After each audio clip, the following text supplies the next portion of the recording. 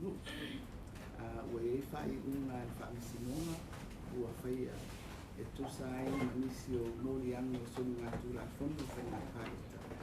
Ia ma o lea ua iei nisi o i tū malo ua whaalea o ngā ina ia tofina ono o whai unga e whaamisinonga. Mai e ao ona tāpena ia le komisina o whainga pārota mo a tātou pārota la iti. I le tūlanga la ai le i whaatūlanga ina i aso o whainga pārota la iti. Ia e ao ona tāpena mai ia le mtanga luenga ini teu teunga o tūla whono whainga pārota e ao ona whai. E whaonga ina i eire tau a whianga na tātou whono i le aso le la amata i le aso spuru wha o se tema. Ia masalo o ina te iwa te rini whesilia le au whaasala lau i tu sa mane talo o le tupe.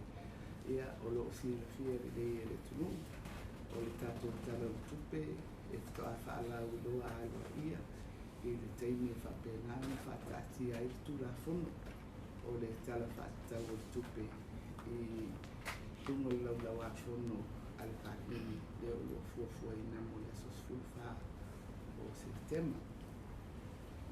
O le lona lua o me ta upu e fia whai e se whaamitalanga pupu. Ia ua lausi la fia foi e le tātou atunuu se tusi na whaalau i loa e whaapea o se tusi ua tāpena ina e se vaenga o le awhainga ruenga anumaro. O le nā tusi o lea ua taunu mai i lo ofisa ua iei se talosanga o lo o mai whaatasi mani nā tusi. O le ua whaisini o lewa ona whaasala lau e fia whedoa i mai i sui pea o le awhainga ruenga anumaro. Ona o le afta tau mai ia le tusi i lo ofisa ia o lo fia whaitau li iai ia mamala malama ko i le aunga man whaamui moi ia ona whaile o le tali tala whea nai mo le whaamui moi ia o le tūlanga lava ia i le maitau watu i le tusi ia o popolenga o lo iai i le awhainga wena ona o le vae o nisi o le awhainga wena ane mai se ia e o lo o tofi ia atonu o lo o manino tato watunu i le pale mai o le whainga mai lo fau ia o i latou o lo whapena o na whaanga solo iai ia fuafuanga le malo o le efto ama vai asu i le vai asu le tuangai ia le ofisa sivi o pulenga o le tanga gwengo tupe ma o mai al nam ta upu i le malienga i le vai o le fionga i kamata i le sta ia maliesa tula i mai tufi o whau i o le tanga gwengo tupe i tua atu o le na vai asu a sa whapea ona wha lau i lo atu ia le wha moi moi ua iei le malo o le tuina atu lea o se whaamitaranga i le tamaita i lo i sili ona ua tupu se manatu ia te au man kapeneta ona o mea ua tutupu ua le mawhai ona wha awau ona mātou ngana ue whaatasi i lungo o le tūlanga ua i lea o le whatuatua o le whetali tōnua o le confidence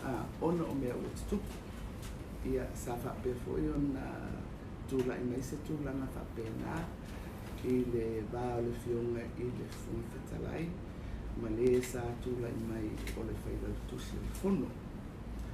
O lona winga la e tolu i e tawhinga ia mai o lo iai ia mafua anga tatau ma o lo whanga solo i runga o ai inga whaali tūla whono ma tūlanga masani i le wā o le malo o le o ngā luenga ia mai la tō o lo whapena ona umia tofi I lalo o ai inga fo i o nā tuwhinga. Ia ia nisi ua whamawai, pe ona ia le sunga ia ai ono, o le sa tai telefono i le te misi e pūlea leo whenga ngā malo, o le sunga ia ai ono, sa whaalia la vai, alon whaamoe moe, i le whenga malo taruai, mai aloa le piliota o lana konakalati, sa tau au mai li tau sanga, ia o le awhapena o na malo lo mai ia. Ia sa talo sanga ina le whenga malo taruai, le sunga ia ai ono, ina ia ono sai ma whaawau, se i tula i mai ia le whenga malo, pe a mai e atua tātou whenga palo. Ia ona whaawau lea o lona whaamoi. Ia ma o le tūlanga le nā tupu, ua mau mai ia le whai ino o tātou whenga palota, ua tula i mai ia le whenga malo fo. Ia, ma whapena ona su mai le sunga ia ai ono. Ma whaau o mai ia lana whaamawaina, e tusa marona whaamoi. Sai ai, e whaamai a lei ia le piliota o lana konakalati sa au ai. Ia o le whaamawaina lona rua, o le sunga i le komisina o leo. Mai o nā fo isa funga ia le tātou tunu, i se whasala launga a le sunga i le komisina. O le aso lava sa tau au ina i le lana minista, ia le tusi whaamawai, ia o le aso fo ina e amatai le tuua o le makuenga. Ia o tūlanga masani lava ia o whainga o ngā ruenga, i le tūlanga o le whamawai, i le tūlanga o le vaea, ono ni mafua ang tau. Mai i le taunu mai la o le tusi lea sa mua i whasalalau i se tūlanga whalau i tele i lunga o Benata Whailangi. Ia mai si fo ia wala whasalalau. Ia ono o lea ua fito atau ni ualo ia mai i lo ofisa. Ia o le awhapena foi ona ilo iai. Ia ma whai le tali e tala whenga i foi. I mata upu e o lo langa ina mai. Ia ma momoli atu foi. I se au wala. E whalau ai tele atu foi. Mole sila fia i tātou. No. Ia o nai whasalonga pui nā moli nei vai aso. Moli atu ia mo ngā lofa mole atu no. Ia ma le talo lava le awhapena o na whaawau ina pēr tau si ngā lofa le atua mo i tātou i le tātou whainga mananga o lo whaanga solo i le ni tau sang. Ia, so i fua ma enu wea. Good afternoon, Talofa. Once again, this is becoming our regular public statements on the workings of Cabinet and some of the activities of government in the past week, or current issues that have arisen. The Cabinet received yesterday the draft budget prepared by the Minister of Finance and the Ministry of Finance for the annual budget of the year 21-22. It has been prepared with the hope of tabling the budget in later this month. It has been determined now that Cabinet has had the opportunity to review the draft prepared by the Minister and her Ministry, that the budget will be tabled on the 14th of September, which is the date that has been set in consultation with the Honourable Speaker. It is important that the budget is approved and passed by Parliament at the end of September, so that the budget processes and the workings of government can be returned to normalcy beginning in October, to take us through to the end of this financial year, which will be June 22. I wish to acknowledge the work that has been done by the Honourable Minister of Finance and the Ministry of Finance in bringing forward this budget. We've, as an incoming administration, we've used the time available to us to review the preparatory work that had been done by the ministry in the normal processing of the preparations of the budget, but also to ensure that some of the priorities set by the incoming government can begin to be introduced during this budget. Cabinet, we're very pleased to receive the draft budget yesterday. Once that Cabinet had been able to review the budget, the heads of ministries and other agencies of the government were then called in so that jointly, as an administration moving forward, that everyone understands where the preparation, especially for the budget, is at. Of course, as in the past, the practice is the details of the budget will then be made public once it's been tabled on the parliamentary agenda. The second matter I want to speak to briefly has to do with an open letter that has been published, I think, in the last week from some members of the public service raising concerns about the security of their jobs. My office has now received this letter, and I would like, as it is addressed to me, I would like to have the time to review the substance of the letter and to make the appropriate responses. The letter was an open letter. It has been out in the public prior to its arrival to my office, but I think it's only right that now it has arrived to my office formally, that I would like to take the time to review and make the appropriate responses. I would just like, however, though, to just briefly touch on what is perceived by some public servants, that the incoming administration has a policy of clearing out all the heads of ministries and agencies.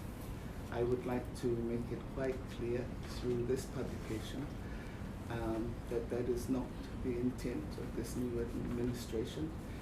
It is not a policy, and we have continuously said on other occasions that we, as an incoming administration, we hope to work with our public servants. They are the implementers of government policy, and we will continue to do so. Now, we've always advocated that this party puts the rule of law above all things, and the public servants, especially those who are on contract, and even those who are not on contract but are covered under the Public Service Act, that everyone on both sides of the issues are covered by the law. And I would just like to give some comfort to the concerns that seem to be prevailing, that somehow this new administration has a policy that we will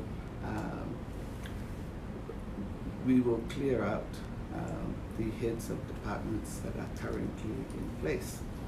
I think it's important that we actually look to the specific instances where some of the officials are either being let go or there are negotiations in process, especially in the situation where the government feels that we cannot work with these individuals, and namely the AG the secretary, the clerk of the House, in that because of past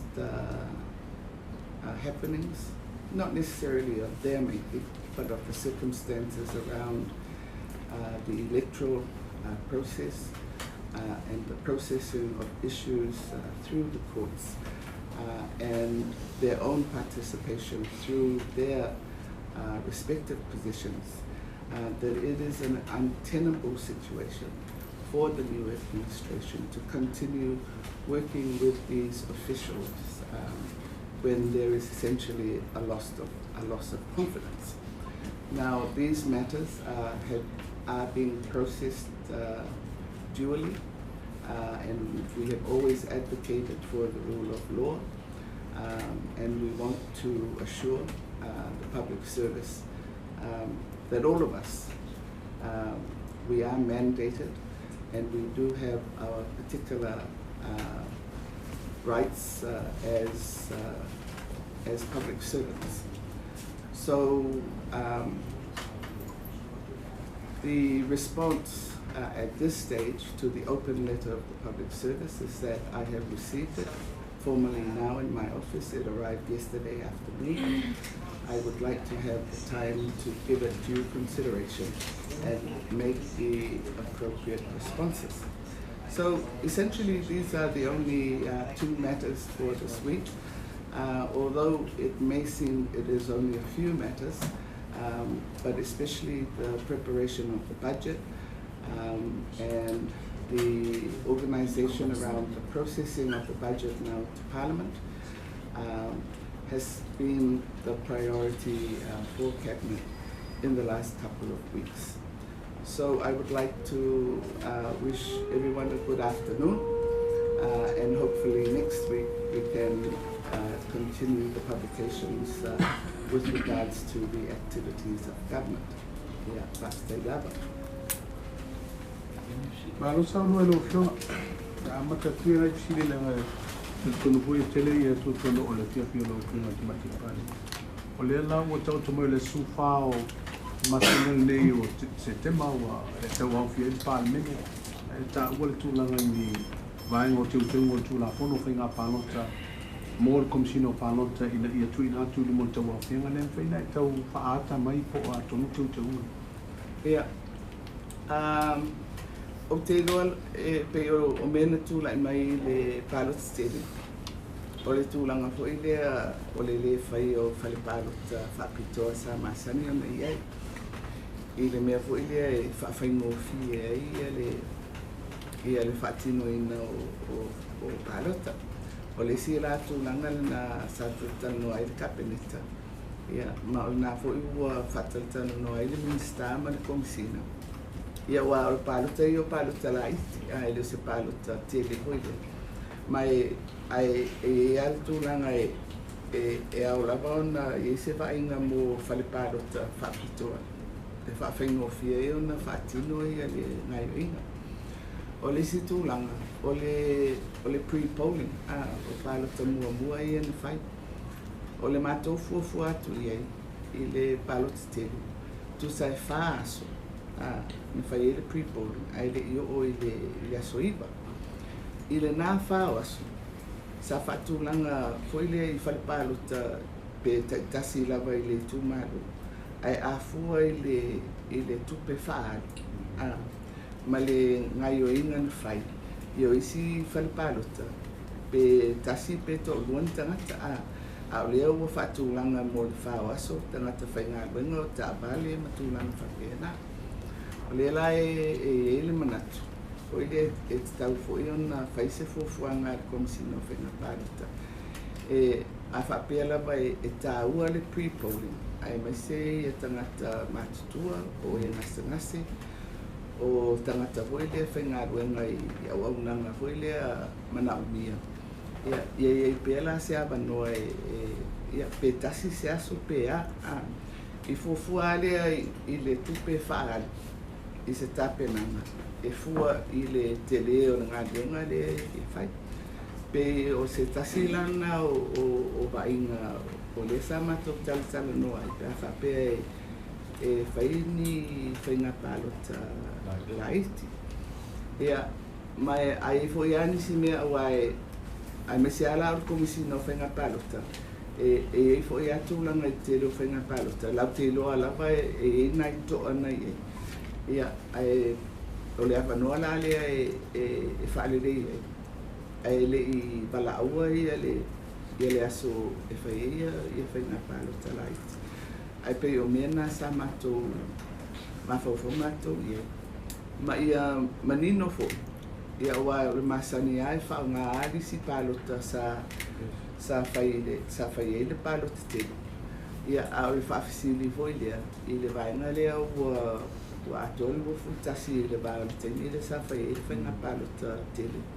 Ia ma palota laiti pe o isi latu e ngā lena e tauna pāwai ia. Resi vaenga le palota wa morelo whainga le tumate pani. Wa leo wa tau tu la fono mo tamau. E ao ona malanga i lato uma ia lala uporu pe lala fo isaba. Yo lato tu malo e palotai. Ya le no fo si le fo tatu o su le safa onga e le whainga malo u tona i atu. Ina wa tau fai to e whaatino le si palota tene. E a fo i nei. Whangalo palota, whale palota ia i leo polo e il vaenga le palota whaapitoa. I lo le tau malanga i safa i wa le tato i lo umalimentu le mai palota tene. Le tu mo le waf. O isi o atu i sawa. Ia o le ni pasi o i tu malo. O sina lo fionga ma le whainga malo fo pe to e teu le vaenga lea ina ia. Nono fo pe i neida o palota i sawa i mau e whaonga ia whal palota whaapitoa i palota. Ia a koe lena amata tua e ala whaamitalanga koe lea i le vai whal palota whaapitoa. Ia na tatou lolmen tupu sirai. Ai whapena fo i nu i tua e nei pop. Koe lea e ala wala e whawhainga o fia e fo i mōna atu olo o alala koe le talwhatai koe le i a pia pe o le a me sa tangata whainga aruenga ma tūranga whapena ia ana whapea fo i o se palota te pe mwhainga le toe vai le whainga le sa whai fo i si whainga palota o so se whale palota e mwhaiana e latu whai e lau special vote o le anganga i e fia tuli loa, i so se whainga palota.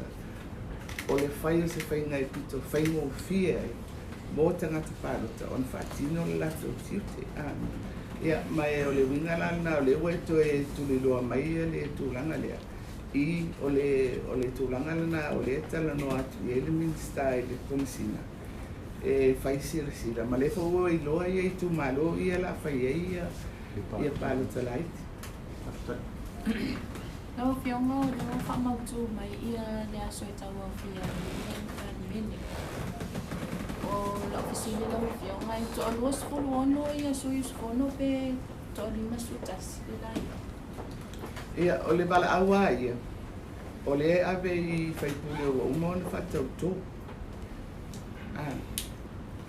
Luna winga e luas full dima ia wa o le balau ia mai le fong fitalai no no winga la le si vaenga tau toi fo i mai whainga palota le o le melna o le ala vai e le o manino ai na faali mai e le fionga i le fong fitalai ua abatu ia se tusi ale taitai o le vaenga kupuia ai atau tangata e ta watu o lato e fia whatau tō. E fia whatau tō lato e le ao le maru. Mai e tauana tō e whai atoa i e le tau au fianga hoi le e o le tūlanga i masani ai pia mai a mai i a whainga palota e fio mai le ao le maru. Whatau tō i e le whong fitalai. Ia whatau tō i loa le whong fitalai e sui whai pule. Ia ai poi le aisi la fia. Ko umai el fai unga o le mtau pule nei o le tau a fianga le no fai le solu fufa o mi. O lona winga, ua mai ai le ulua i tau a fianga, ma le whatau tōna. Ma ua alua i e whatu na fono. Ia le umatu sa fai le malo, la ua sa fai e le fionga i le fongfitarai i tei le mauta le paimene. O lona winga, o le fono lea e whai nei, o si fono koe lea masani, normal session, ale parimene, mai o le mata upu foi o le whatautō ina o o fai pule. O le mtafa yoi na fong fitalai. O le wai fong fitalai. Se ofisili la wafionga famon mole manuleo mahon machawa kanua. O le tusilea mai le ofenga mengan malo. Itaimia o SAA mai sai yai le tu le HRBB. Pesa yai se tu lang mafapea ai afapea sai yai. Fafeo na momoli mai atunga lunga o tangata ofenga mengan malo. E afayo ini atu balu malo. Ia le tino foi le ale forum ma CEOs. Ia lani mata upu. Foi le pe o le forum le nai sa foi le talonoi nai mata upu mai ma Naomi foi le stulanga papea whawhewha i mai ia pūlenga. Ia ona whapena la mawhai. Ai o te leo manatua. E na ia se tūlanga whapena koe leo. Na tūla i mai peo le matau pulea. O le mea la. Koe lea e peo fōringa mai amata mea i nisi o lo whaurulu leo. A le la o bai atu. Wa mai le tusi. A o leo lo whapi i mai ei a le saini ale to tele o nisi o le au whenga wenga. Ia, o le simena e fia bawai a wae o ia, ona o le mea fo i le sa whasal lau mua mua, open letter. Ia, o le fo e maua mai li poti whapea o le o pepa ia ua whasaini mai e tangata. O le ana avatu, fo i le tutono o mta ngā ruenga e o lato whaururunga pea ma tau atu le au whainga luenga i tauna ona saini mai lato i pepa ia. Ia, o mea umala ia se i tau whai le ia se sueswena. Ko i rea ina ia manino le le iai, e whai o le autu o le tusi. Ia, mai e pei ko i rea e aunga i tofinga ia, ko i rea o le au mau tofi, o i lea o CEOs. Ia ai o le lau tele ia le mumōringa mai i le saini ai o isi vaenga o le au whaingawenga. A le o manino le nei teime ana le o atu e lau susuenga o fia tonu le e tati ai. Fiame le me Japan le tulanga i le mate tuina o le COVID-19 mo le ipa rete. Uto ia inisi o tōtara noa mai tulanga whutara i na whulia mo le malo New Zealand, regarding the possibility of to tala ita to film kemalanga i. Ai le i toi ali ai mai ia le pipisi le o one ia le wha i New Zealand. O le na whai ia le o sa tautalanga fo ina whaali ai o le ua amata le whenga o le whiutanga inga o le bao tātou ma New Zealand. I le vālea e whewa i tātou, se travel bubble. O na iei fo i le o le whasalau ngā New Zealand na au mai, e whapea amatatu i ase temu, e fia totala le aba noa. E o atu ai tangata whainga luenga whaavai taimi. Mai Samoa o Tonga ma Vanuatu. Mai o le o atu o nā tangata. E se vainga fo i lea e o atu e au noa ma le nofo pui puia pe atau nu atu New Zealand. So, o le whaawaunga la, o le whaataltala noanga na, o le ngata la mo tangata whainga luenga whaavai taimi. A le laua amata na tala no atu i ai wale fuoto e amata le ave o tatou ngase ngase. Ia, malesi lava senga o e olo o ngai New Zealand. O le to e fo i atu e whaawau. E la se vai ngā New Zealand fo i le mea le o le tau whaanofo e sea. A tonu e whaingofie. I le anga i ato tātou, o mai o le o i se whaama e a tātou. Ai e lava i le pui puinga i le fo i le mai New Zealand ona o la e New Zealand ia le fa mai a me se la le Delta variant there wa tula i mai New Zealand ma le tau te mai tau ina e fai asi na sao o le pepesi o le variant there tai o le se ofisi no le sa ta o sa susu le tula o le la vai a pe mai vai fa fai le tau le tau fa to vela to le if they maintain this way, so what were these their status? La tula no la tu status o sa o ia la sa community le tula ia foi le o le tulanga ia le we nei le tula fo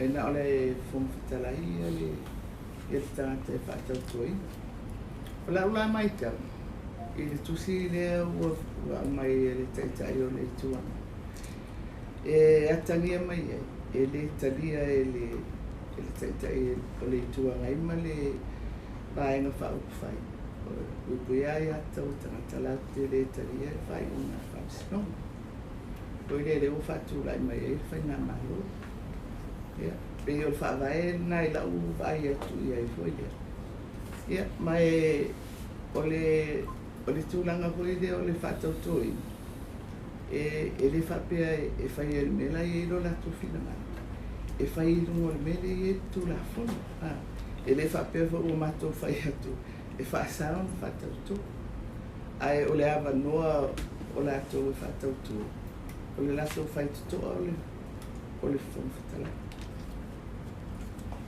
Rau whiunga o tūlanga i le tusi rewa a mai mani atu warunga kua o nisi o lo whauru iai ia mtanga langa i maro. Lea se tūlanga wai, rua aso le wha marolo le tūmawai le tamai tailo ia siri wha pewhai lau tusi o le official whono o ao. Lea se tūlanga wo le ele la tari mai tuso le amanoa le na tu iai. Ia, o le ua maua mai tali. Mai i ala lava o mea. Ia, e fua fo i lali whai unga e whai lunga o tali ua o mai. Ia, o le aso unga fua le ana na tu ia i te tau ana tari mai. Ia, o lona wina, e tau na o atu i le aso whale. Ua tātia se whai unga o i lea.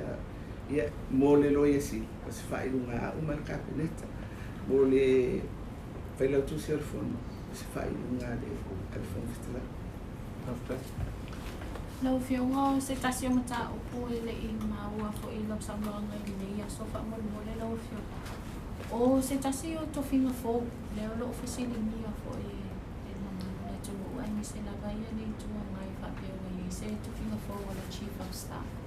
Pe mai se whamauninga mai lau whiunga, pe sa au i se to whinga fo al o si tu o le whapea o le wa point sa au laga ia e se tasi fo i malui tu. Pe whai on whamauninga. O le mea mua, o te whinga nei, o te whinga mo ofisa o minista. Mai, o le mea lava sa saua. Whinga maru fui le tarua. E pule a le kapeneta i, o le minista, i le whiwhiringa o la nau whinga. E moni lava i e le whai a ma le pisasi lunga o fua whaatatau. Fui le o salary bands. Pei o le fisota inga na o le ia. A o le tofia o le whenga luenga minsta mala to ofisa. E whai lava e minsta ia. Mai avela le kapeneta e whamamia mai ei. O te noa o le tofinga le te langaina mai. O le tofinga molo ofisa. Mai o se tofinga fo. Mai o le whanga solo fo i le kapeneta ia le whainga o le whainga ngā mātou. Mai e na o paula vale mea e tūlanga e se mai.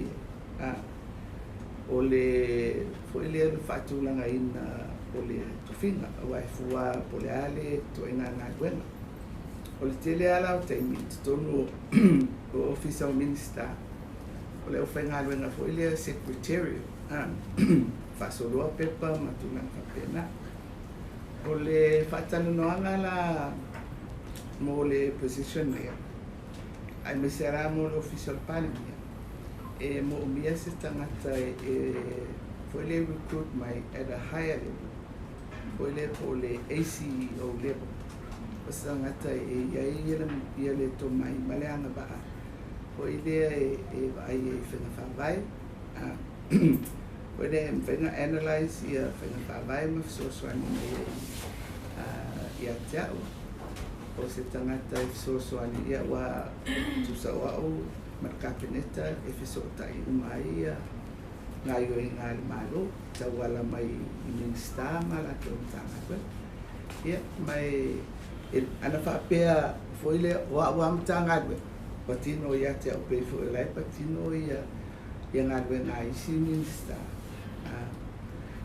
atonu lava na fatia lava le faina no ia ia lango fo ia foi fa o wa official para mia markapeneta le ia te ia al me monia ia mai al me ale pe taona manino malama ia ele ngata tono le li or malo ia po le tono ulauti pe ia ngalo i tangata fai ngalo ngal malo o matu o suio le tono tawala na le ngalo i le vasenga le o suio le tono le mea fo tatia se vainga a vainga se le tunu ai le tatasi le vainga fa pe tawala mai fautuanga ale mtanga ona se lava vainga mtanga wenga ma le vainga fa ngata fa wenga le malo se le vainga atangata o le tunu po fa la tonga o le mela na o ile pe Fiame ngalo Oile i tangata whenga wenga ale malo.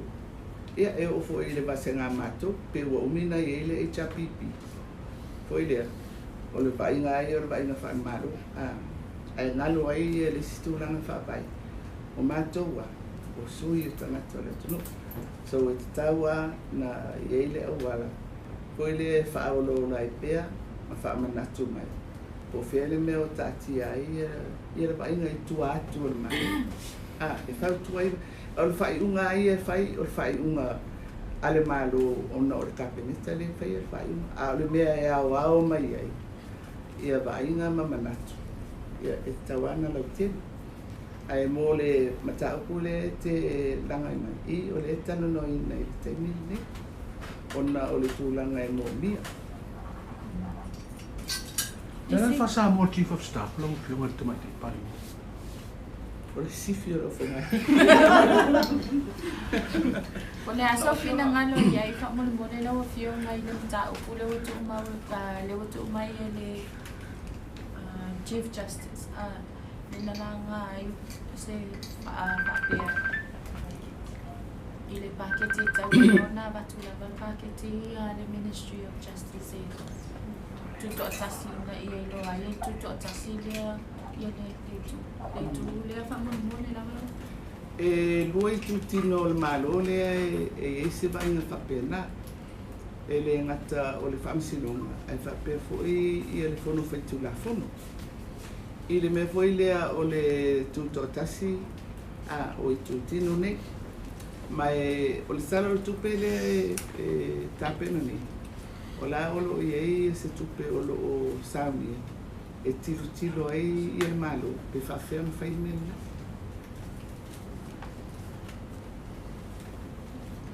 Te wa tua sa fisili tu langa le tu si le sa no elo fio mai le ni so fa u tanga ngal malo wa o le tau mata watu pe monia ile fa ngasolo ngomong le pisa a ma le Pala toma tatu whenga ngal malo. Le sa o matawina o le o se e mai wha laptonga le pe le o ilalo le wha amanu. O le topinga minsta o le wharimia. O le la tau, o le si au tau maure na tau ave nengi le tātou pālota tele. Ina ia toe wha fo i le tūlanga tūto tasi. O tangata whenga ngal malo le mesa iai. E au noa male a fia ai o ni whenga fo i e wha politiki. E tau fiofi ai do latu sa o tonga mare ia tau. A le la pe o tau mata watu. Le ua toe pe o toe mapuna e lunga lea ia tau lea. a le fisili lo fio ba sa se i fu in tempo il fuoio il pule ngale ka fi sa le ya di ma esa ole anava le bainga fa faile e fia to e fa foi ia le komisi e pule le o fengado ngal malo i lona tūlanga tūto tasi sa iai au e moni lau tala nai whai mai wa iele suin wa le toi tūto tasi au avea o se matanga wena i lalo o le whaamanu malunga le minista e mawhama le tau na ia mai o le olo i e whaamui mui wa le ua a mata le whainga malo le ne e to e whapena on ta pena ia le tutua tasi o le komisi ia peito e ona o le amata le i rongo i se awala awa o le whamisinonga ia ma le fono whaitu la fono e le i lalo o le a misi al fono e le i lalo o le pisasi ia mai o le ua i le fuafuanga e whaile awala e matua i manino ai ale tutua tasi o le avatu o le seilini e whaangai o iei tu tino na o le mato. O le mtanga anuenga le o whamasino. Se i toe vai whae le ie. Awa e tau foi le o le mtanga anuenga o whamasinonga ma au nanga. Ea o le whamasinonga lavala e le tūlanga o le whamasino. E totongi ia whamasino o le whamasinonga mawalunga ma le whamasinonga whaetu malu i lalo o le vaenga lea o le talo o le tupe foi lea o tupe whaalu whaetu la fono statutory expenditures a o totongi o le vaenga lea o basenga o whamasino mo le whamasinonga o whanuma swafa e aluala to mi masani fo le fanga solo la talo tupe am tanga ben tetas banga na it plestin la le statutory expenditures so o twenga mela na e tauna ba i le ia fa pe o le e le nga e fatu totas o le atonu ala me fa ia pe ave atoa i male au na ia apo wai foi lai fa ulu ia na me ia pe ave loa o ia awa o le me la le sai e sa fa ulu wal fa misi ai pe o tu la fono ia tolu sa so wai nai fo ia ia pale menema e pe tu la mai o lua u o lo tonu foi le o le pasenga le o fa misi no ia o isi me umala na e tauna babai e ai mai se la o le au nanga le service ai o tangata whaingaro e ngā mali tō tele la o le au whaingaro ngā le e se mai le pasenga o whangsinu ia o te iloa la e le o se mea e whaingofia na whai e se tonu ia wai ale ai iloa ale anganga ia e whai o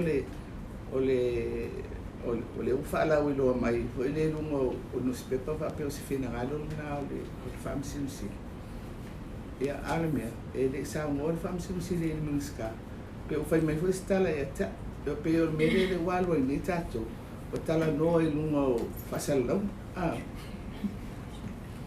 ai o le nganga e le leile ia le whamoimo a wala e whaatino ai tasi ala usili lau whionga langa leo ngare tatu paketi leo umana soa lau pule luna tūlanga i le tonga mua e tua mai le yo i parliament whaina e tau whaata mai i le tala utu mua le tupe lau tau pule ngā malo fau wani whainga whaabai au tū sa lau tau whina wai i le palota le ao fia le tatou tala utu mua ia o le atu i tūlanga o au te lenga e pei o le foi le o le nganga ia ina ia tau mawhai i tupe nei e whape whaanganga mō tangata ina ia whaamautino mua e ese tupe whapena lua e o ia i tanga.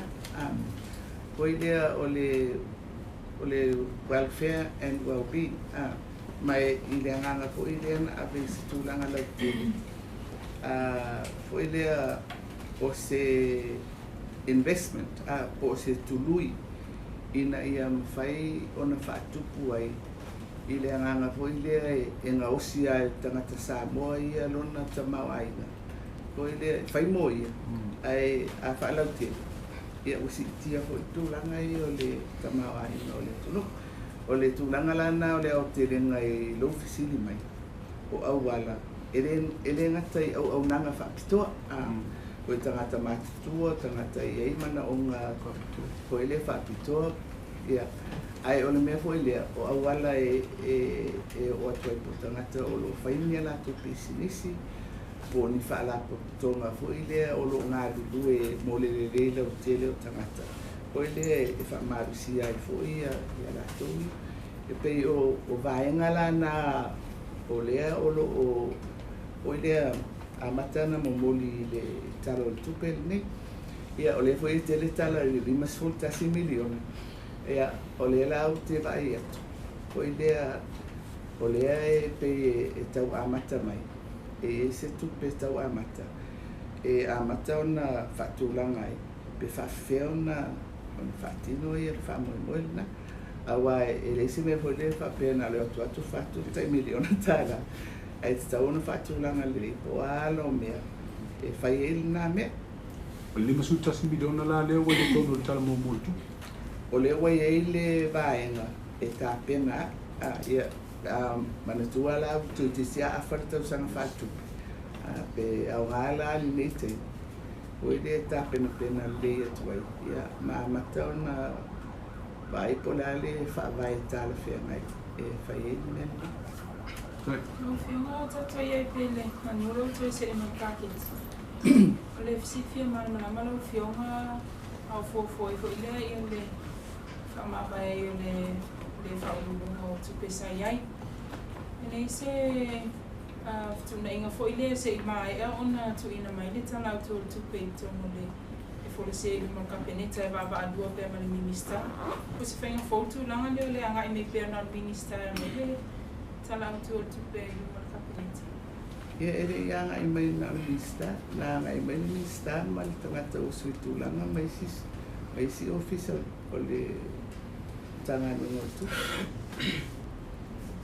Lau whionga le te mai tai pāne mia, e me whai am whamau mia, ia o māua fo e isi o tātou komiti whaafoi lalo o le wainga le whionga le staunga le wenga i whaapea. O le o tāu whia, ia pe suspenda la tau whontanga māsani fo i a whai e confirm pe e se a wala ua mafua ai, whaamole lau whionga.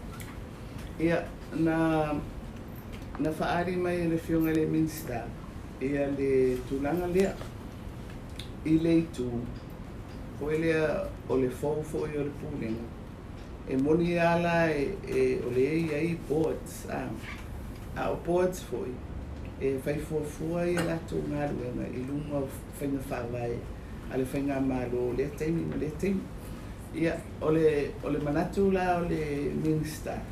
Ona o le e fō mai le whainga malo. E re manao ia. Ko lea te ua whaini ni whainga te tele hoi. Ai o lea le i lava ia le whai o lona si la fia. Lua po o tala whea ngai ia ni porkalame po ni fuafuanga. O whainga whaavai al whainga maro le parma. So I think o le mea ia it's an interim thing. So lea i le mea lea o le transition. Lau whiunga whamoni le tuta si lava la si ka malulu atu. Po le ase whainga whaavai ale malo no le loko o le whainga malo le te atu i minister me se fo i whai pule i e whai ala tō pisinisi. Le whape tauona whaatauona tō shares inga ia aua whaatataula lea i ke ua iai ia lia wana whaana atu e whai pe a iai ni tau whonga ale malo. Po iai ia se whainga whaavai ale malo O fai pule ministaria, fai pisi municipal. Io e whapena, e mai se are pasenga o Minister Kabineta. O le mea lai fai, e fai de whaalinga po ile o declaration. E tau mai, po ai pisinisi matulang whapena, me movuan na ina ia iloa. Ia, ona solo ai tua iloa lea i resi vaenga. O le poile atu e sea mai o le Minister mai le whaangai o inga o pisinisi na pe o mea nasa masani wha ia ale ai tau te ilo pe whai ai rungo pepa ia mena ia ala ai tu mawai ia o mea umai ia poile tau mawhai atua ia i le ngai o ngai ia whare maro. Ia, maltua ngā me whoi lea ono tātou le tonu lai titi. E whaingatā ona alofia, whoi lea ia a whiango tangata. E peila e tau ana na whawai, o le ale au wala e whaia. Awa a whaima whatetei, na whamsinonga, o atu whapea e fai ti atu resi tu ana e vavalata ia faia ia polare tu nga vavalata le tata no ye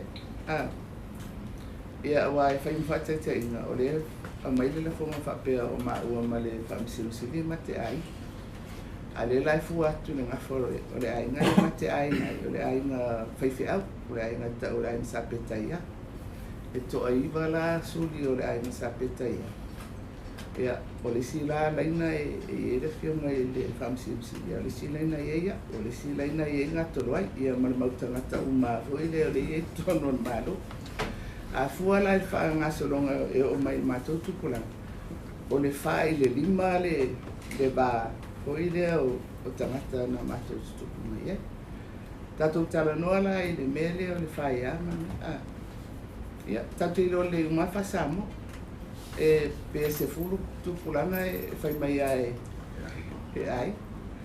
ia ese le mamaula na fulu tu pulana ia maritangata foi le o lo uso ia polo tau soma ia toi ngā mea umana e mai le fai foi ni tangata se tonu fai a tato na alpawale fa moe foi le a fai le tonu ia launga tasi ai tangata ai o le whao ngā mois tangata ai le whao ngā mois tangata Tui tasi a whamupuri la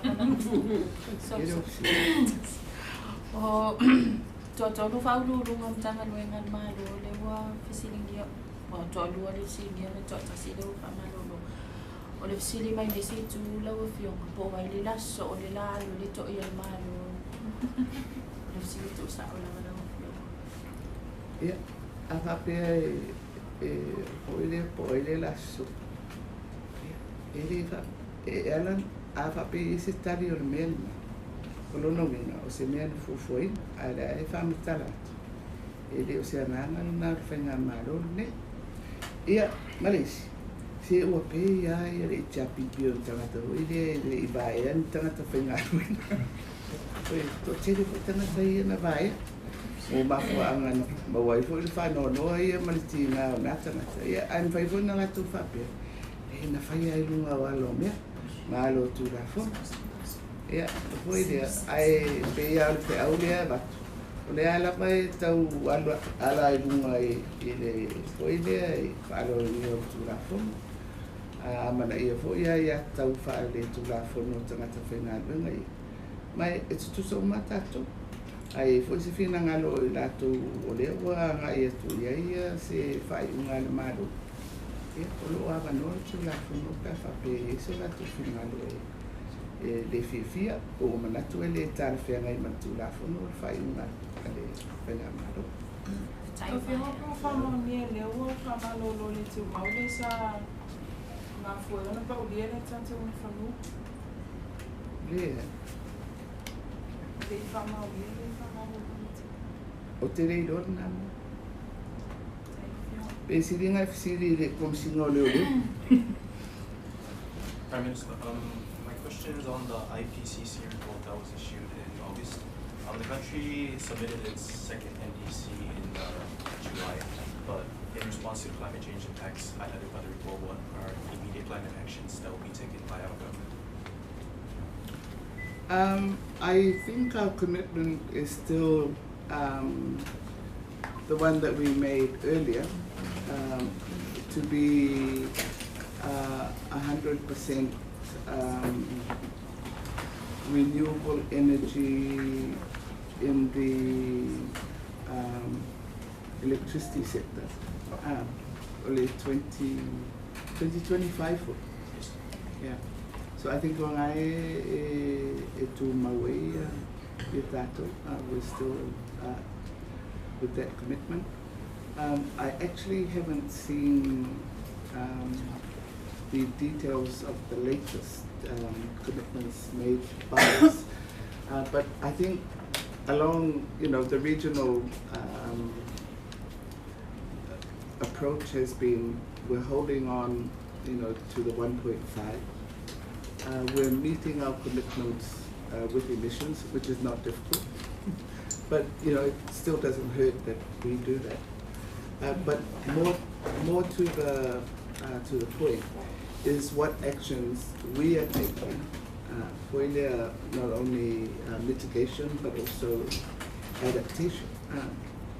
So the mitigation part, requires active engagement, whether it's government policy, government action, but also the general population. So for instance, one of the big projects that the MNRE has been heading up is our 2 million trees. So I think we need to also step up what our actions are, especially around the protections of natural resources, because essentially that's the renewable, whether it's for energy purposes or water or so. So climate activists in Solomon Islands recently challenged world leaders to do you think this is possible? Yes, I mean we've the Pacific has hosted some significant world conferences. I think we have to look at, Fiji is possibly, the place that can, in terms of venue and facilities, because, these meetings are huge meetings.